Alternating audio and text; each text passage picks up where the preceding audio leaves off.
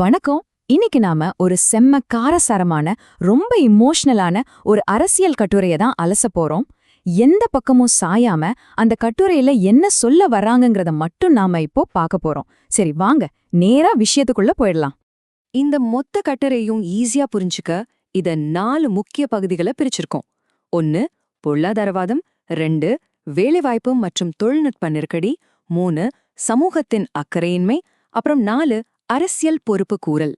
முதல்ல பகுதி 1 பொருளாதார வாதம், அதாவது காலியான கஜானாவும் ஏறிக்கிட்டே போற செலவுகளும். கட்டுரையாளர் இங்க ஒரு சூப்பரான கிராமத்து சொலவடைய யூஸ் பண்ணிருக்காரு. வேட்டி அவுர துண்டு தலைக்கு வர. கேட்டவுடனே ஒரு மாதிரி இருக்குல்ல. ஆனா இது வெறும் வார்த்தை ஜாலம் கிடையாதுங்க. ஒரு சாதாரண மனுஷனோட பொருளாதார போராட்டத்தை பலார்னு அரையிற மாதிரி சொல்ற ஒரு வரி இது.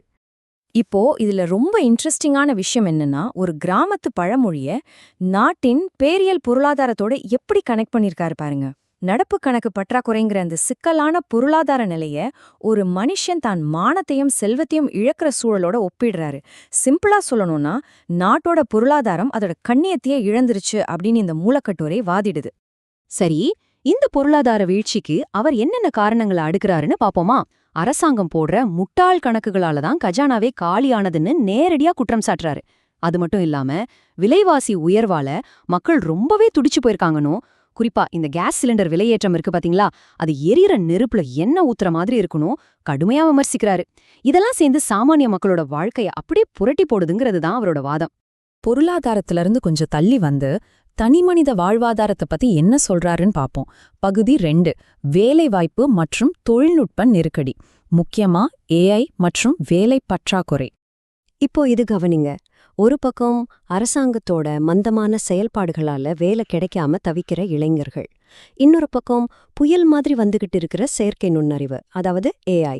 இந்த ஏஐ ஏற்கனவே கொஞ்ச நஞ்சோ இருக்கிற வேலைகளையும் பறிச்சு தனி மனித வருமானத்தை முற்றிலுமா முடக்கிடும்னு கட்டுரையாளர் ரொம்பவே பயப்படுறாரு. பாக்குறப்பவே எதிர்கால வேலையின்மை பத்தின ஒரு இருண்ட பார்வைய இது நமக்கு காட்டுது இல்லையா?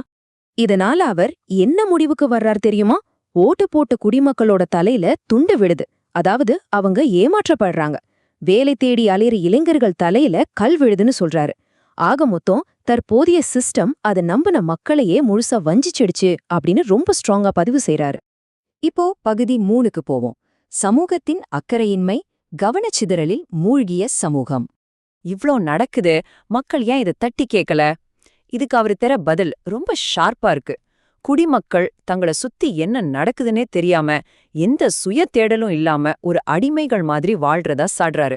முக்கியமான பிரச்சனைகளை பத்தி கொஞ்சம் கூட சிந்திக்காம எப்ப பார்த்தாலும் சோஷியல் மீடியால ரீல்ஸையே பார்த்துட்டு ஒரு கவனச்சிதறல் அடைந்த சமூகமா நம்ம மாறிட்டோன்னு ரொம்பவே விரக்தியா சுட்டி காட்டுறாரு.